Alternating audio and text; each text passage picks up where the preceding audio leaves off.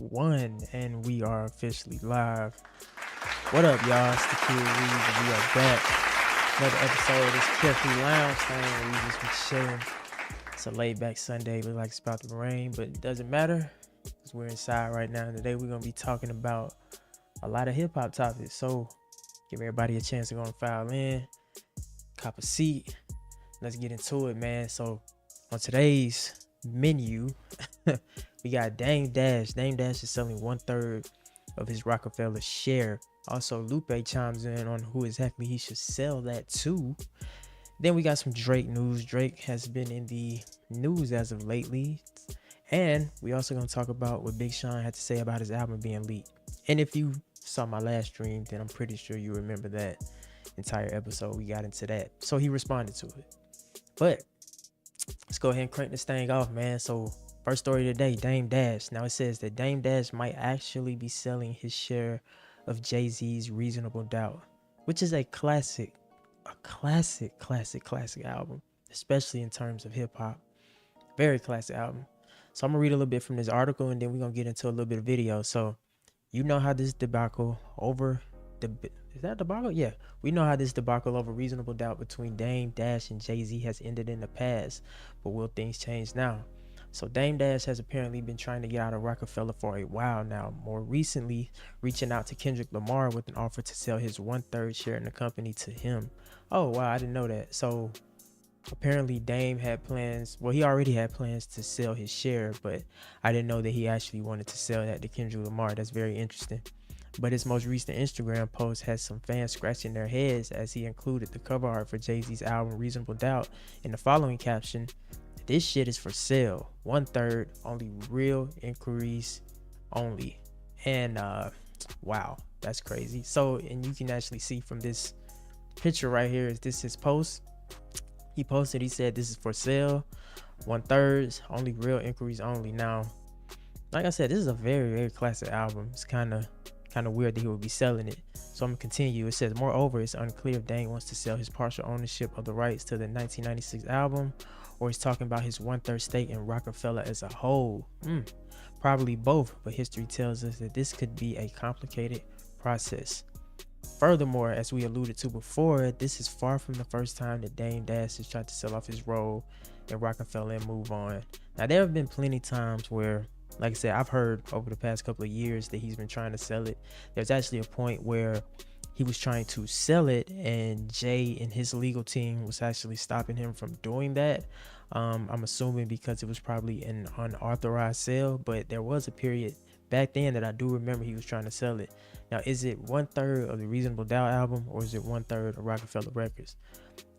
Honestly, as a hip hop artist, shit, I wish I could buy it just for the historical meaning that album holds. And you know, last couple of years, Jay and Dame, they have not been on speaking terms or good terms. You know, there was a picture that they took a while back where you was like, oh man, Dame and Jay, they might be, you know what I'm saying, they might be, you know, getting it together. But as of recent, it seems like Dame is sticking his foot in the sand about exactly how he feels about Jay-Z.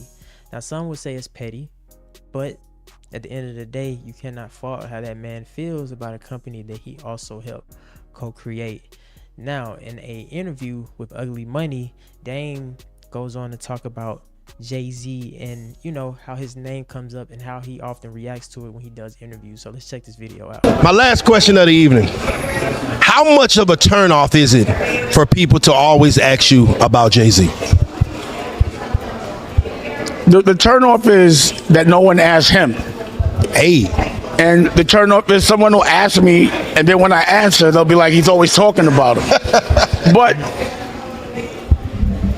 the fact is, he's a part of a big part of what y'all want to know that happened in my past. For sure. Right. So not many people worked with Jay-Z in that capacity. Not many people have so much to say because they don't have so much experience. A lot of people that have been, you know, maybe mistreated by him are scared to speak up on what he did. Facts. I'm just not. So if I hit a nigga with a pack, I hit him with some work, and he runs off on me, until I get my money back, I don't care if it's 20 years later, I'm never going to have too many complimentary things to say about that situation. Yeah, we was cool, but he ran off with 10 birds. So what do you expect? And a lot of people that say those things, they've never been in a position of being a person that cuts checks, works this hard, and have had people at that level take them to court, say things about them, and click up and make other people, you know, say other things. Like, you know, if you haven't been in that position, you don't know what it is. The difference is, most people that are in my position aren't so transparent.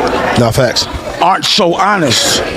Don't take the time to personally talk to the culture. A lot of people, after they make money with the culture, they out. I made money with the culture, and I want the culture to make money with me. We right back here. And that's why, you know, I'm here. So, bottom line is this. Regardless of what anyone says, hard work, good work, hard work, respecting the art, being resilient. You cannot be a general unless you fought a war. Nobody can tell me they tough unless I saw them do some tough shit. So I like being a general. I've been through a lot of wars. Most generals respect what I do. Actually, all generals. A lot of soldiers are scared of what I do because they think I'm still a soldier, but I'm really a general and they're soldiers. So I don't expect a soldier to think and have the same mentality as me. A slave don't have the same mentality as a master. You understand? A student don't have the same mentality as a teacher till he evolves. All right, yeah, and that's true. Now, I agree with Dame saying, you know what I'm saying? Like, if there was an issue that he had with Jay over the years, you can't fault how that man chooses to view and or handle that issue that he had with him. Now, are people perfect? Absolutely not. Did Jay-Z do something wrong to Dame? I don't know. You know what I'm saying? Did Dame do something wrong to Jay-Z? I don't know. That's between them two men. But at the end of the day, you really can't fault how Dame reacts to the situation when he feels like he may be owed more than what he got when that whole thing split. And to be honest, I hated to see it split. You know, coming up in the 2000s, Roc-A-Fella was the shit. Like, to get a Roc-A-Fella chain back in the day, that was like goals. That's why, like, when Kanye, you know what I'm saying, College Dropout, when Kanye, that chain today, when he got his shit, nigga, it felt like I got my motherfucking, I got my chain, excuse my language, but for real, it felt like I got my chain, you feel me? So it's like, to see all that go sideways, I just wish that Roc-A-Fella Records could have actually endured over the years, because they were very, very instrumental to hip-hop back in the day. Not only just for the music, but just seeing young black men being entrepreneurs and having it their own way and doing their own thing. So shout out to Dame, because he is a part of the culture regardless of how people want to view his stance on him and Jay-Z. And shout out to Jay, because he's definitely influential on the culture, and both of them on just my music career trajectory, and me choosing to do music in some form of capacity. Like, if it wasn't for them guys, they laid the foundation. So shout out to them both. Hopefully they can, you know, patch things up and, you know, link up in the future. You never know, man. People get older and they change, and, you know, they might see things differently as they get older. Now, let's go into a little bit of Lupe Fiasco. Now, Lupe Fiasco stepped into the situation, and this was his stance on the whole situation. So Lupe Fiasco urges Drake to buy Dame Dash's share of Jay-Z's Reasonable Doubt. Now, you saw just in a recent article with Dame, I pointed out how he actually tried to sell that share to Kendrick Lamar. So Lupe stepped in and he said, no, Dame, no, sell it to Drake. So it says Lupe Fiasco has a suggestion for Drake. Lupe Fiasco wants Drake to step up and buy Dame Dash's 1/3 share of Jay-Z's iconic album Reasonable Doubt. The veteran music executive announced that the share is for sale and asked for inquiries on Instagram on Saturday. In the comment section of the post, Fiasco popped up to suggest that the Toronto rapper step up to buy the legendary project. Now, this is the Dame Dash post where he says, you know, this shit is for sale, 1/3 is only, real inquiries only. So your boy Lupe Fiasco decided to leave a comment, and he said, instead of replying to Dame, he added Champagne Poppy, and he said, we'll keep it safe for generations to come. This is Grail, an influence and innumerable amount of rappers. To see it peddle such a lack of grace genuinely hurts my feelings a little bit, but also a savage SF it either donated to a museum for safekeeping, or seriously let Drake make an offer so he can put it where it needs to be, or just keep the shit. OG, you should be infinitely proud of this. Without it, there is no me as I am, and I'm sure other MCs will agree. Yeah. So like I just said, it's the same situation, the same deal. Like I just said about how influential that is. But where has Lupe been the last couple of months? Like, you do know, like, Kendrick and Drake, that whole situation, right? Now you just saw, I showed you where Dame said, look, I would sell it to Kendrick. So now he's saying that Dame should sell it to Champagne Papi, aka Drake, because he will keep it safe. Now there has been discourse over the last couple of years about whether Lupe is a fan of Kendrick Lamar. Some would say that Lupe is hating on Kendrick. He has been hating on him because Kendrick's career is taking the trajectory that Lupe might have wanted his to take, you know, being the conscious rapper, but still being able to tap into that mainstream lane, but still being able to keep your authenticity. Blah, blah. I hate that word, authenticity. Yeah, there we go. So being able to keep that, but they said that Kendrick has had a better shake at it than Lupe has. So over the years, it's been like they say it's been like little jabs that Lupe might throw out, or he might not show his unyielding support for Kendrick Lamar like he would say Drake. So very interesting that Lupe would chime in on this entire situation and say, no, Dame, what you should do is give it to Drake. Sell that legendary album to Drake. So on a Twitter space, Lupe hopped in to also share his thoughts on the state of the music industry. Let's get into it. I think that for the people who, if you want to start choosing if you want, follow me, people, please. If you want to start choosing who's in and who's out, a process which I don't agree with, and I think is bullshit. If you want to do that, then you should have a degree. You should have a PhD in hip hop.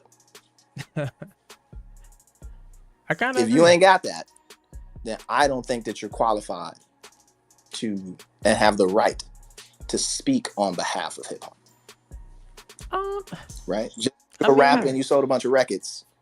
I still don't think I think at this point, and to the point that it's to the point now where it's visceral, and it's to the point now where people are making decisions on it, and it's hurting people and it's building up other people, that it shouldn't just be based on some nigga at a podcast.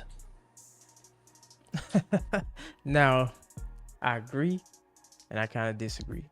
All right, so I agree in the sense that I feel like if you're gonna be in these spaces speaking on hip hop, you should have some sort of connection to it, some sort of history to it, some sort of appreciation for it, rather than just, like he said, just getting on the podcast and just saying some everything. Matter of fact, I posted on Instagram not too long ago, you know, just a regular post about LL Cool J and what he had going on, and I had somebody comment that LL Cool J is not even a legend, not even in his own time. Like, what? Like, I didn't even reply back to the comment. I actually just left it up. You can go check it out. If you see me anywhere where I posted like a LL Cool J short, it's on there on Instagram. But to say that somebody's not a legend, it's like who's allowing these opinions through? You know what I'm saying? But in that same token, a lot of us, you know, we might not have the PhDs, we might not have the school education where we went to school for media and stuff like that. So to be honest, sitting around like how I'm doing right now, this is no different than what I would be doing if I was at a, you know, if I was in school and we was at the lunch table. You know what I'm saying? This would be the same thing that'll be going on. Or for instance, like the homie, he pulled up the other day and we sat in the car and chopped it up for 2 hours just about hip hop and where it was going and all the new artists coming in the game in the past. So, you know, I do agree with Lupe in that sense. But it can be difficult. That line can be very difficult because who's to say, you know, who can speak on hip hop and who can't? You know what I'm saying? Because you don't know anybody's individual connection that they might have with the genre. You know, how you got introduced to it, it might be different from how somebody else might got introduced to it. You know what I'm saying? So I agree with him, but I also disagree. But, you know, Lupe being who he is, you gotta respect his opinion when it comes to rap, because Lupe is not anybody to play with when it comes to rap. You know what I'm saying? I feel like his first 3 albums were easily a classic, you know, and if you won't say the first 3, definitely the first 2, you know. And lyrically, you really don't want to go there with him, but you know, him saying that, hey man, I think you should sell that to Drake, it's just kind of bad timing on that part. Like, not sure about that. But since Drake seems to be the talk of the topic, DJ Akademiks says that Drake is coming back musically, and he says that he's gonna give the fans exactly what they love from him. So I'm gonna read a little bit from this article, and it says DJ Akademiks has been given some insight in Drake's next move. Drake is apparently getting back to making the type of music that his fans want to hear. Good. I said this in a recent live. Drake should get back to doing what Drake does best. The streamer recently discussed what he's heard from the Toronto rapper regarding his plans for new music. In doing so, he revealed that Drake had a lot to say about his next direction. So Drake said, "You can say this is a confirmed thing. Akademiks began. This is from him to me." He says, "Yo, Ak, I'm back to giving everybody who loves me what they love from me." Now, we do have a couple of clips that I want to play, because rather than, you know, me sit here and tell you, I'd rather just you hear it from the person that said it. So let's get Actually, I'll say this, and you could say this is a confirmed thing. This is him to me. He says, "Yo, Ak, yo, I'm back to giving everybody who loves me what they love from me." That's direct quote. Y'all got it. That's as much as I could say that he said. Anything else? Actually, Okay, so there you have it. He said it himself that, hey, look, I'm getting back to giving people what they love from me. That Kendrick Lamar battle completely took Drake out of his element. It took him in an area where he was not really prepared as a battle rapper to be at that time. You know what I'm saying? So him even continuing the beef, or him even continuing to speak on, you know what I'm saying, Kendrick Lamar and stuff like that, is like, it doesn't hold no weight.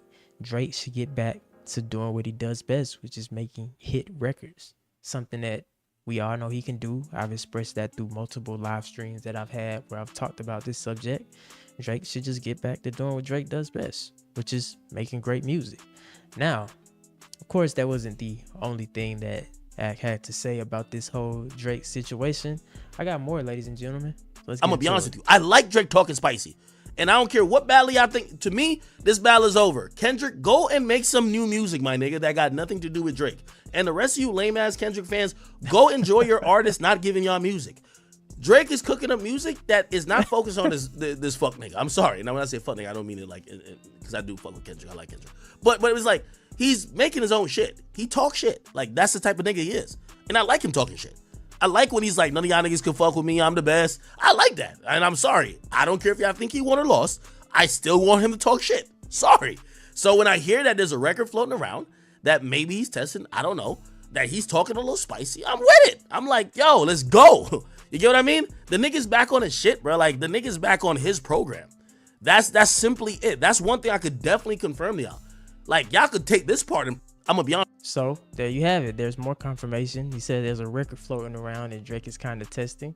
And he said on this record that Drake is back to talking his shit, which, you know, that's cool. You know what I'm saying? Like, again, getting back to doing what you do. Now, since the battle is over and done with, you, like I know, that it's a wrap, right? You have officially divided hip-hop fans. So you're gonna have fans that's gonna forever be Drake fans, then you're gonna have fans that gonna forever be Kendrick fans, and there's a divide. So if Drake is back on his records talking this shit, you know, popping this shit like he do best, then I mean, you know, Drake fans will love that. But you're also gonna have a section of fans that are gonna be like, I ain't trying to hear that shit. Why you didn't do that in the, you know what I'm saying? Like, it's like, it don't hold the same weight that it once had. And it's just gonna be like that. Now, will it be enough to affect Drake's sales? Hell no. Come on, man. No way. Like, it's still Drake at the end of the day.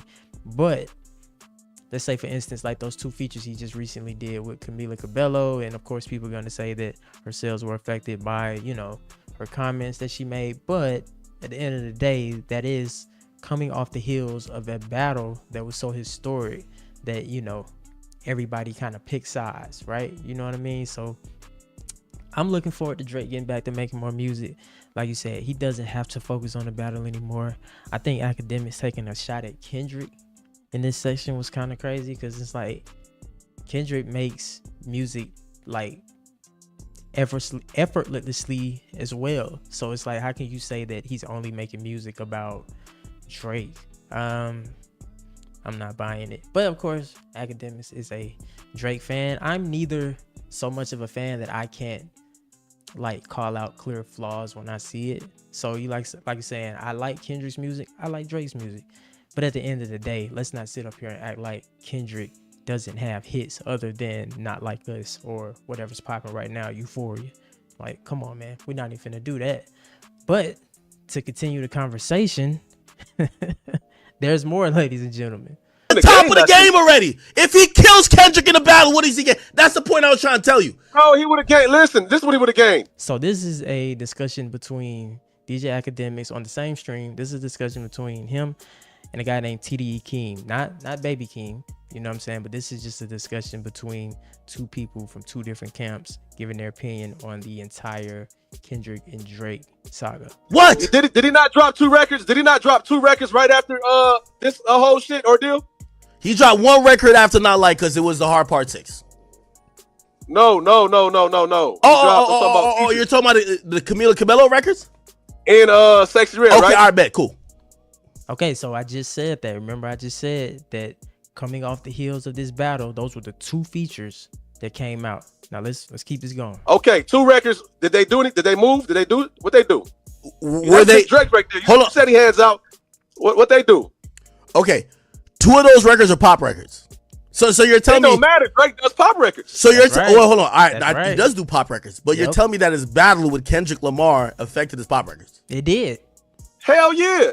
Because if he would have mopped the floor with Kendrick, then I'm pretty sure those records would have been a reflection of that. It would have been people would have been more I don't know, playing it. DJs would have been more inclined to play the motherfucker, or people would have been more inclined to dance with it. All right, Keem, people not really just like that, and he knows this right now. He know it. Oh, Keem, I'm hearing you a bit, and you're making my point, because I kind of agree with you slightly, but here's what I'm saying. If he had beat Kendrick in the battle, people don't play those records more. If he beat Kendrick versus he didn't battle with Kendrick, they play it the same. Beating Kendrick in a battle only affects what people think about him as an MC. It gives ammo to his fans who believe he's the best rapper in the world that's ever lived. It doesn't do anything. He doesn't get hotter as an artist if he beats Kendrick. Let's be honest, bro. He only has shit to lose. This is the thing, though. Like what I'm saying, man. Yeah. Okay, cool. Keep your stance right there. He knows the undertone. He know what's going on. He move around this industry. He don't like the fact. That's why I said the jealousy is probably on his end. How? For all the work that he put in, all the goddamn pop outs and features and appearances he got to make and all that shit he do. Yo, Keem, you're good. He's still getting paired up with Kendrick, and he don't like it. Yo, Keem. Yeah, now I agree with that. Now I can't speak for, you know what I'm saying, Drake. That's a grown man. I can't speak to say whether he's jealous of Kendrick Lamar or not. But I will say that Drake is very petty. Very petty, right? He don't forget nothing. You know what I'm saying? And he won't hesitate to get his get back, if ever. Now, Drake has done a lot for people in the industry, whether it's guest features, whether it's him writing for others. And I would assume, you know, all these years of putting all that work for this moment to happen right here, and then to have everybody kind of, I want to say switch on you, but, you know, like I said, people pick sides. So I'm pretty sure Drake saw a lot of people that he felt like he was cool with that kind of picked sides and went and did their own thing. Like, for instance, yesterday he posted on Instagram, he's posted the basketball team, USA basketball team. As you know, they're in the Olympics right now, and he posted them. He posted all the players, KD, Steph, Shy, Gildress. He posted everybody, right? But he didn't post LeBron. Not LeBron. Like, LeBron, that's your man's. You know what I'm saying? But is there like trouble between him and LeBron? And is it because LeBron is a fan of Not Like Us? And you know, the whole not like us, but Meet the Grams, where he was like, LeBron, keep the family away. Curry, keep the family away. You know what I'm saying? So Drake, like I said, he watches, he sees these things and how he chooses to react. You know, you really can't control that. Now, is he jealous of how Kendrick Lamar is getting all his love right now and people switching on him? Who knows? Who knows? But if I were in his shoes, I can only imagine how it must suck to see people kind of turn like that, heel turn. But this is hip hop. They've been doing this to bruh forever, since the beginning of the game, when people would just try to get close to him to get a feature because he was the hottest thing, but they probably never really rocked with him like that. It just is what it is. People aren't going to get along. That's life. That's the story of human beings. It just is what it is.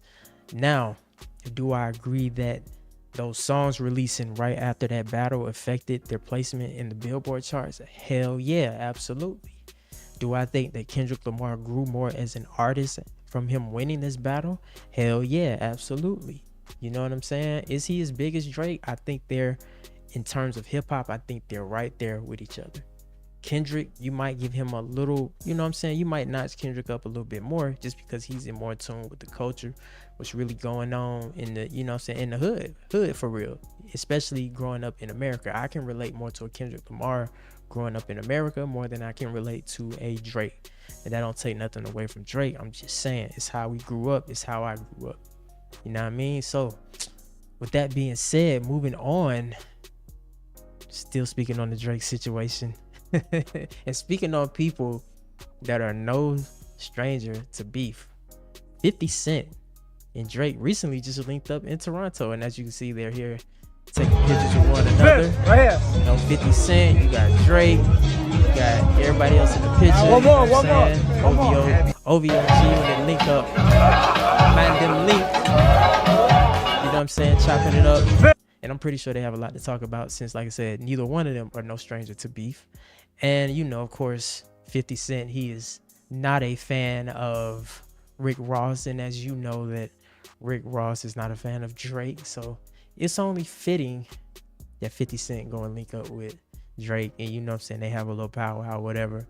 But another thing that have people chatting online, chatting, a lot of chatting going on. A lot of chatting going on. So in this article, it says that fans react to a picture that Drake posted of a BMW that just so happens to look like 2Pac's old BMW. Now we know that Drake has an affinity for buying things from old rappers. You know, he has 2Pac's ring that Kendrick Lamar says, you know, I need that back because Pac is probably turning in his grave that you have one.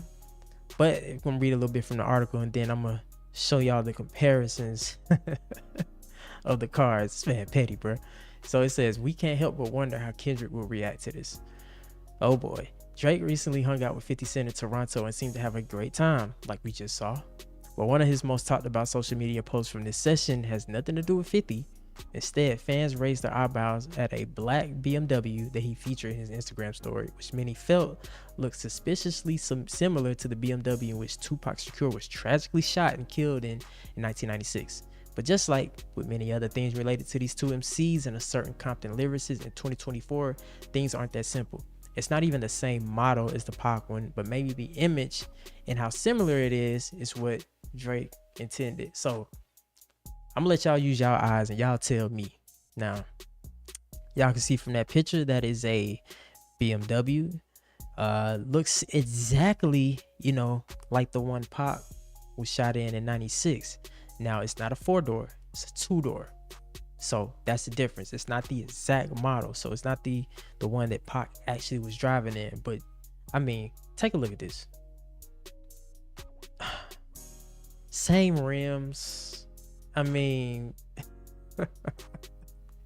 this nigga Dre. Hey, listen.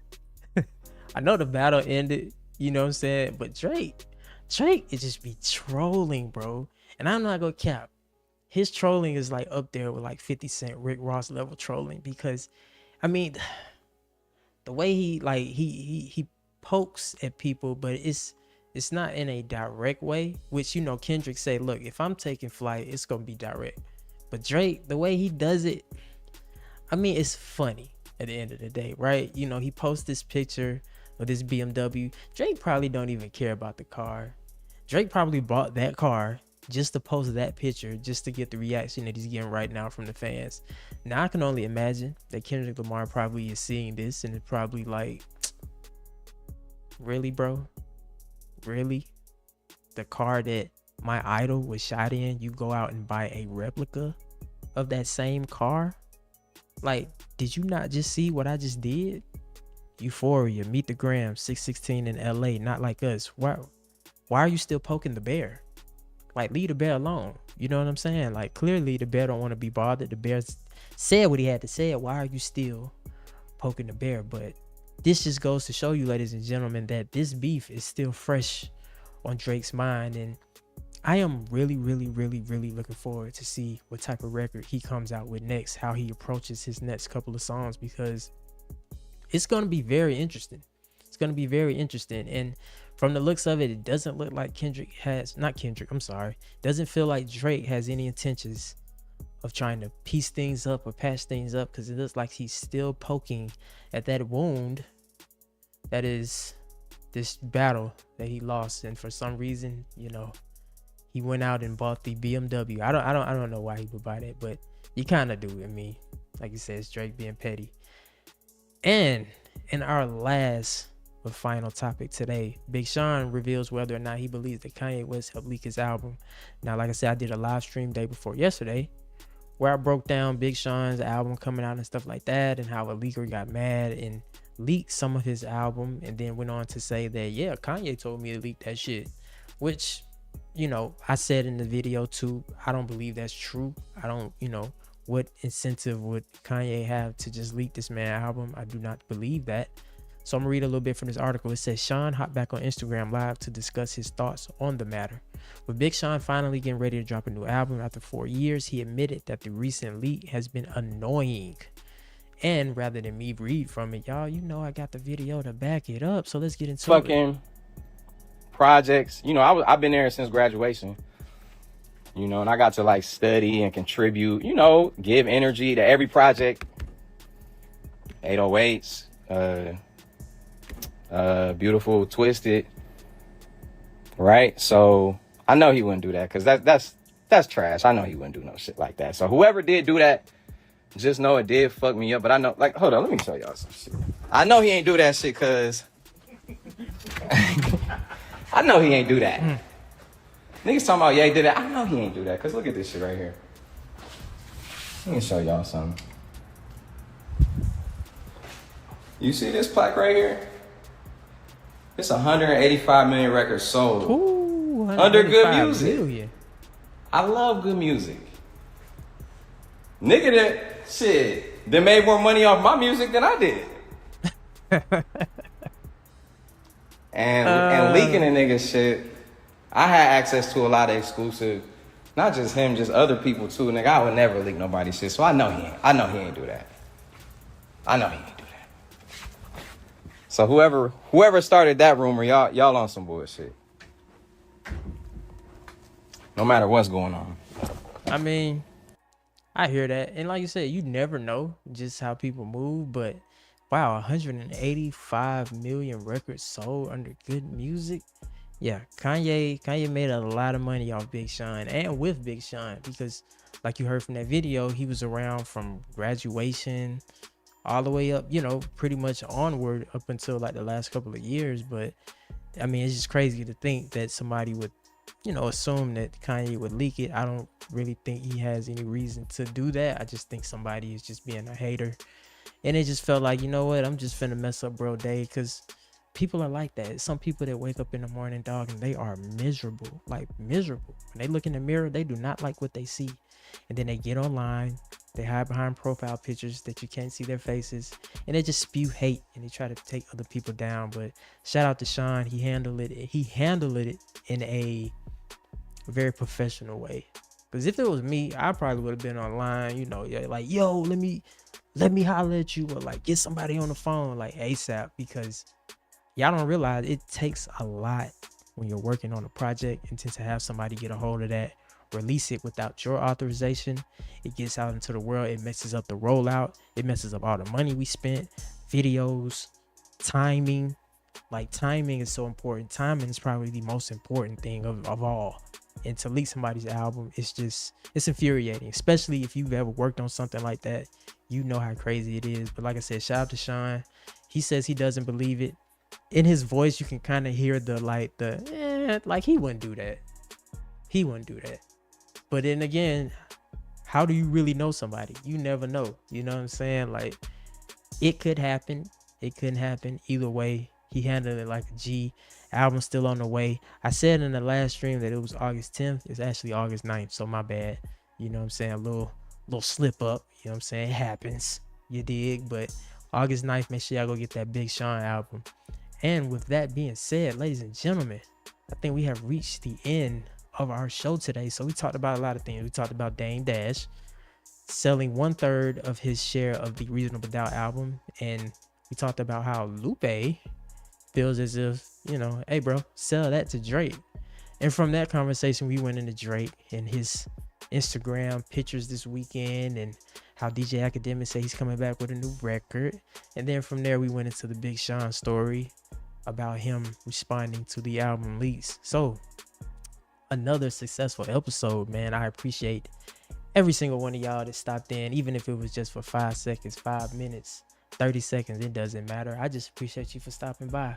Now, you know I'll be back with more videos soon. I've been working on a lot of stuff lately, so you know what I mean? Like, just bear with me. But y'all know I'm here every single week, putting it down the way I put it down. Carefree Lounge thing, we're going to keep this thing going for the next couple of weeks, years, months, centuries, however I got to go about doing this, you feel me? So, with that being said, I want y'all to stay safe. I want y'all to keep it carefree. And until the next show, make sure y'all go outside, touch some grass. And I'll catch y'all later, man.